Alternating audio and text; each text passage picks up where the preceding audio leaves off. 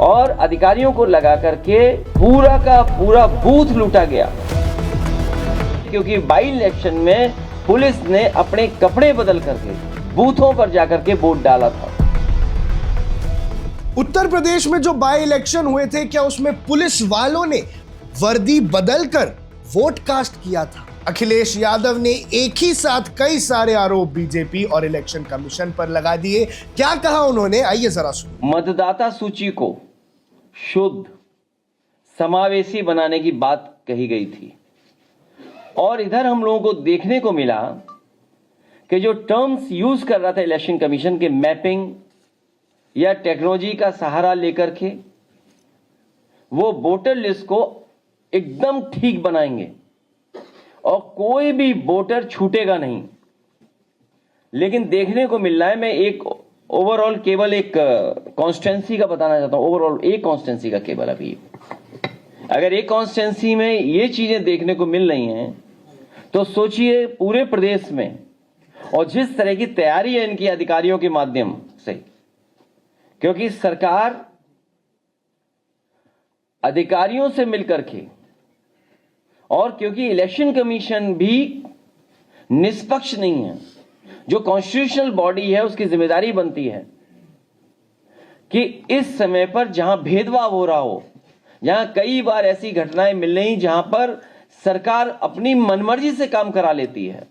और फिर जब बाई इलेक्शन में हम लोगों ने देखा था कि पूरा का पूरा बाई इलेक्शन में वोट लूटा गया था, और अधिकारियों को लगा करके पूरा का पूरा बूथ लूटा गया।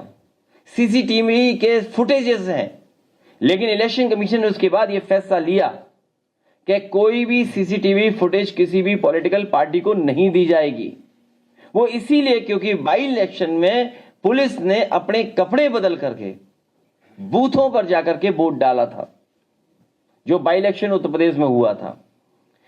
अब वोटर लिस्ट ठीक करने का एसआईआर चल रहा है, जो रिवीजन चल रहा है, इस रिवीजन के माध्यम से भी बहुत सारे घोटाले, साजिश, षड्यंत्र और विपक्ष को कमजोर करने के लिए बहुत सी तैयारी सरकार कर रही है। सरकार मतलब बीजेपी। समय बढ़ाना इसका मतलब पूरी तैयारी नहीं थी, फिर समय बढ़ाना इसका मतलब बिल्कुल तैयार नहीं थे। आखिर कौन सी टेक्नोलॉजी इस्तेमाल करें, कौन टेक्निकल लोग हैं जो उनका साथ दे रहे हैं इलेक्शन कमीशन का? कम से कम पहली मांग हमारी होगी कि समाजवादी पार्टी को जो जानकारी इलेक्शन कमीशन से समय समय पर मिली थी कि हम बीएलए को ट्रेन करेंगे, बीएलए की जो ट्रेनिंग कराई थी वो हम और आप सब लोग जानते हैं, बीएलओ की जान चली गई। न जाने कितने बीएलओ की जान गई, और जान जाने में मदद किसी ने नहीं की। तो हमारी मांग है कि समाजवादी पार्टी के हम अपनी टेक्निकल टीम को इलेक्शन कमीशन से कहेंगे कि उन्हें भी समझाइए कि आखिरकार ये क्या हो रहा है, वोटर लिस्ट में कैसे क्या कर रहे हैं। Subscribe to One India and never miss an update. Download the One India app now.